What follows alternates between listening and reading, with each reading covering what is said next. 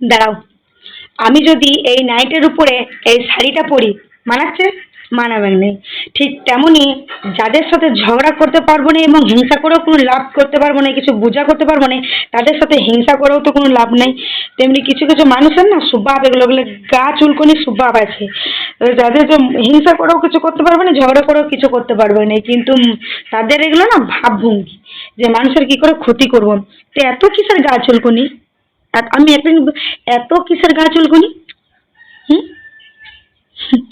মানুষের না একটা এমন বাজে স্বভাব, লোক বিষ খেয়ে মরে, রোগ জ্বালাতে মরে, না জানি অনেক কিছু, আত্মহত্যায় মরে, অপমৃত্যুয় মরে, কিন্তু আমার না জানি কিছু কিছু কিছু মানুষ আছে না, তারা মানে হিংসায় জ্বলে পুড়ে মরে যায়, একদম পুরো হিংসায় মরে যায়। মানে যাচ্ছাতে অবস্থা এই সমাজের মানুষগুলোর সাথে, মানে এত রাগ লাগছে, মানে সেই চিবিয়ে খেয়ে নিতে মনে হচ্ছে তাদের দিকে। কিন্তু